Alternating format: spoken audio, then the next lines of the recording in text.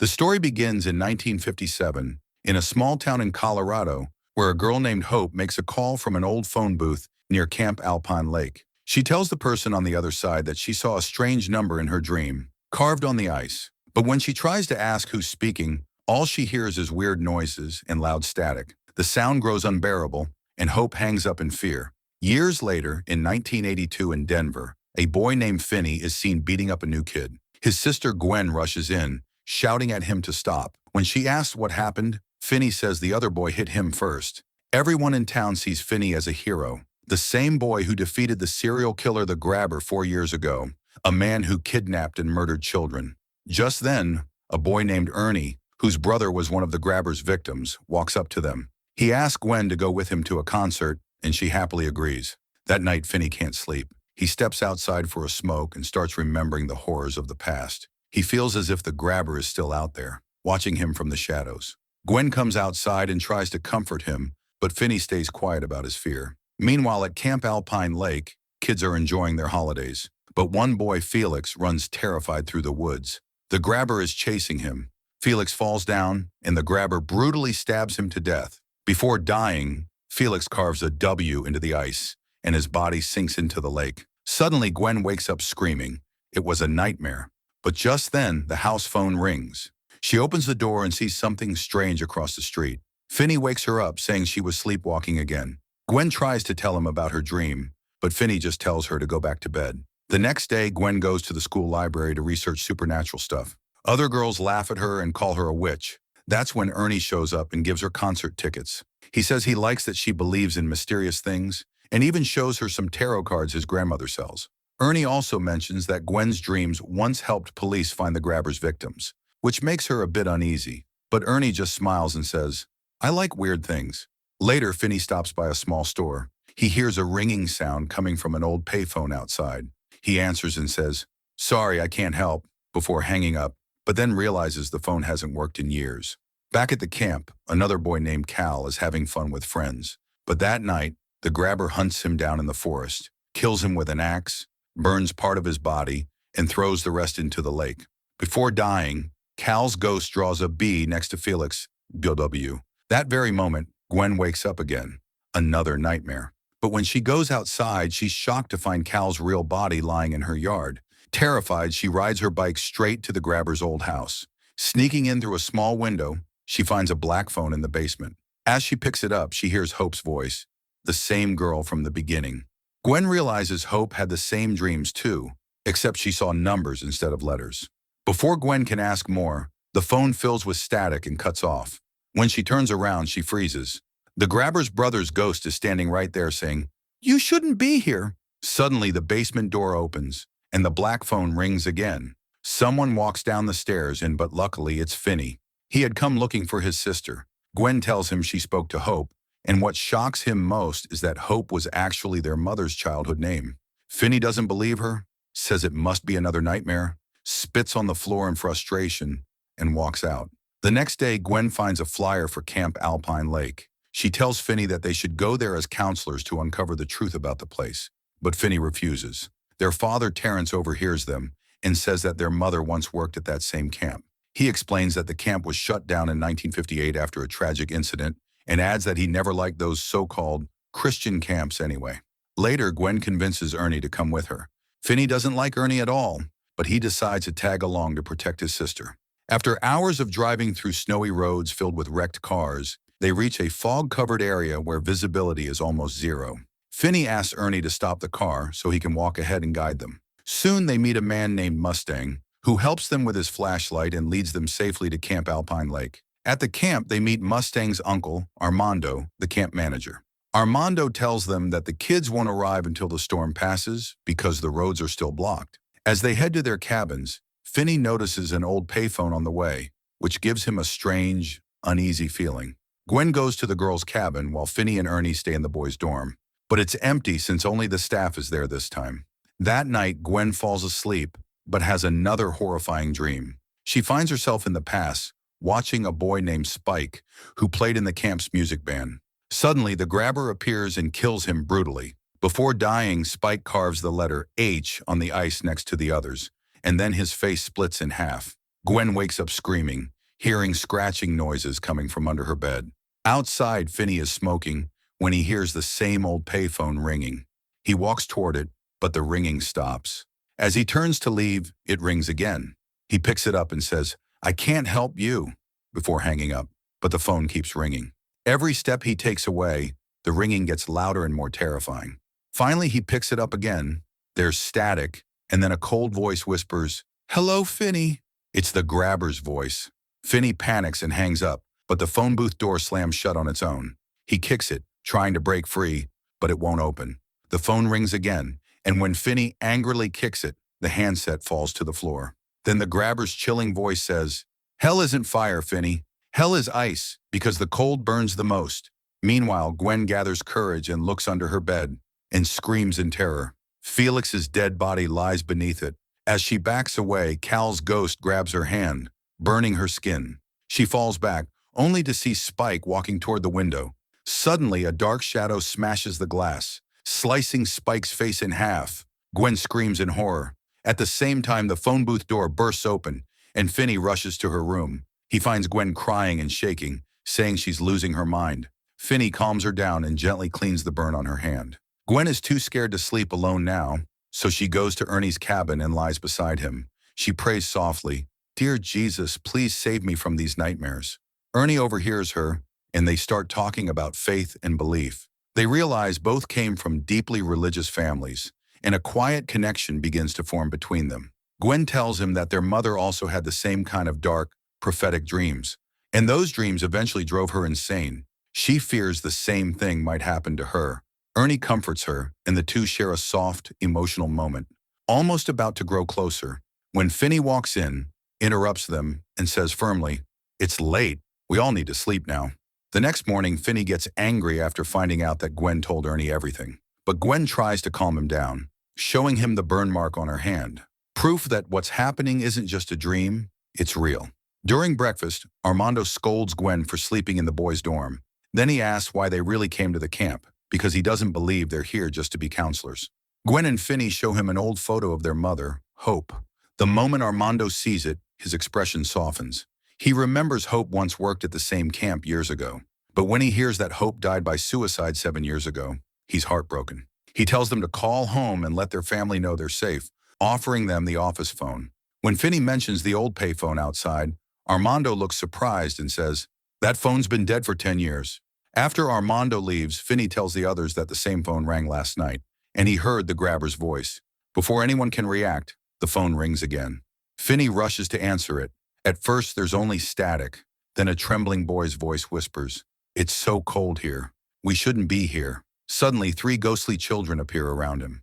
The voice on the line keeps begging for help, but Finney can't understand. He asks who they are, but the voices start crying and pounding on the glass walls of the booth before vanishing, just as Finney drops the phone. Meanwhile, Gwen and Ernie meet 2 camp staff members, Kenneth and Barbara.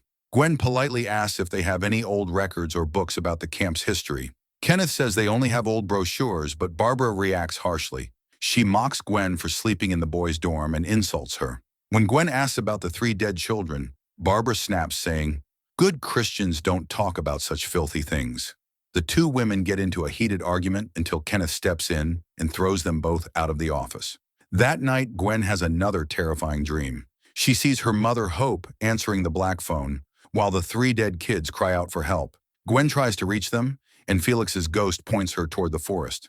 As she walks closer, red feathers begin to fall from the sky, and Felix suddenly disappears. Gwen looks down and sees Felix's jacket lying on the snow, while Spike watches her silently from the shadows. Then an axe hits a tree nearby. Blood starts dripping from the bark. She wakes up gasping as the dorm door slams shut by itself. For a split second, she sees her mother's ghost standing by the window. Despite her fear, Gwen steps outside and spots Felix's ghost in the distance, motioning her to follow. At the same time, Finney wakes up to the sound of the phone ringing again. He quickly tells Ernie, "Watch over my sister," and goes out to answer the call. As he picks up, the grabber's cold voice comes through. "I'm back for revenge. You took everything from me, Finney. Now I'll destroy everything you love. Because of you, I had to kill my own brother." Meanwhile, Ernie rushes into the girls' dorm but finds Gwen missing. Panicked, he runs to get help. At the same time, Felix takes Gwen toward the mess hall, where she follows a strange, glowing light into the kitchen. Suddenly, the ovens burst open with flames, and from the shadows, the ghost of the grabber appears, holding an axe. Gwen tries to fight back, but he traps her legs with his belt and starts choking her. Just then, Ernie and the staff arrive, but to them, the grabber is invisible. They only see Gwen floating in midair, struggling for her life. Her body suddenly slams hard into the wall, and outside, Finney hears Barbara screaming. He rushes toward the kitchen, just as Gwen is thrown across the room toward the fire. Ernie grabs her feet in time to stop her from falling into the flames. Everything in the kitchen starts flying violently, attacking everyone, until Finney arrives. The moment he enters, the grabber vanishes back into the shadows. Finney wakes Gwen up, and everyone gathers in the prayer room. Gwen explains that the 3 boys she saw in her dreams were actually kids from this very camp. Armando looks shocked. He says he never stopped searching for them. He then shows them an old photo from the last year the camp was open.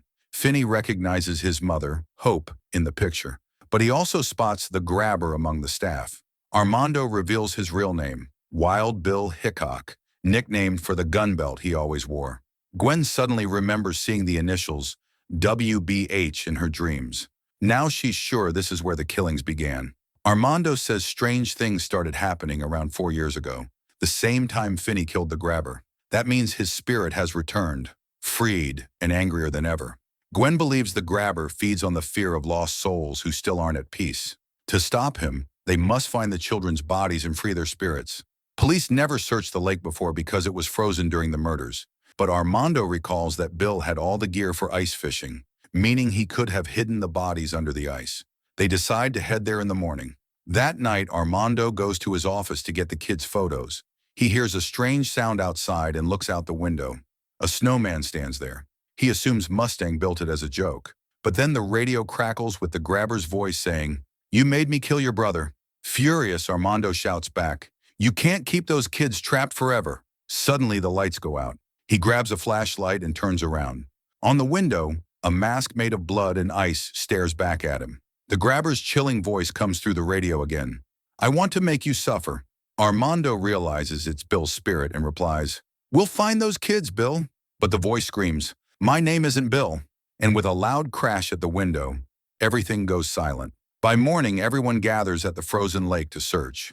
They spend hours digging and looking for any sign, but still, they find nothing. That evening, Finney and Ernie tell Gwen they'll take turns watching over her at night, just in case she has another nightmare. Later that night, Gwen falls asleep and dreams again. This time, she sees a boy named Billy, a paper boy, doing his job. Suddenly, the grabber's black van pulls up and he kidnaps Billy, revealing that Billy was his first victim. Meanwhile, Gwen's mother, Hope, has the same dream. She recognizes the man as Wild Bill, the same one who worked at the camp years ago. In the real world, Gwen starts sleepwalking, but Ernie gently guides her back to bed. Her dream continues. Gwen sees her mother leaving the house and follows her. She watches Hope walk into the grabber's home, where a little boy is locked in the basement. Hope tries to call the police but is caught by a young grabber who throws her into his van. The grabber's ghost appears beside Gwen and forces her into the van too. On the way, he says chillingly, "I'm showing you this so you'll know the truth before it's too late." The van stops right in front of Gwen's house. She sees her mother's body hanging in the garage. Realizing her mother never took her own life, the grabber had murdered her and made it look like suicide. Gwen breaks down crying as her father Terrence finds his wife's body and collapses in shock. The grabber pulls out his axe and Gwen runs down the stairs into a dark, familiar basement, the one with the black phone. The phone suddenly rings. Trembling, Gwen picks it up. It's Felix's ghost, whispering, "Hide! Now!" She runs and finds a hole behind the bathroom wall. Crawling inside, she discovers a door, maybe a way out, or something worse. She bangs on it desperately, but it won't open. Behind her, the grabber swings his axe and slashing her arm. The same wound appears on her real body, shocking Ernie and the others as they rush in, but no one can wake her up. Inside the dream, Gwen breaks through the door and sees Felix. He locks it behind her as she runs toward the frozen lake. Meanwhile, Armando is out there searching and finally finds Felix's body beneath the ice. At that exact moment, a black payphone appears near Gwen and starts ringing. When she answers, the grabber's voice hisses, "I must protect myself from those trying to take my power." Suddenly, in the real world, the grabber's ghost attacks Armando, breaking the ice beneath him and dragging him into the freezing water. As he struggles to climb out, the grabber stomps him down. Gwen bangs on the phone booth in her dream, and in reality, she hits Finney. The grabber wraps the phone cord around her neck, lifting her off the ground. Her body thrashes violently, blood splattering everywhere, as the others try to hold her down. Mustang throws cold water on her face, but she still doesn't wake up. Everyone shouts, "Fight, Gwen! Don't give up!" Gwen hears their voices through the phone. Focusing her strength, she screams, and the phone booth explodes, throwing the grabber backward. She shouts, "In my dream, I have power too."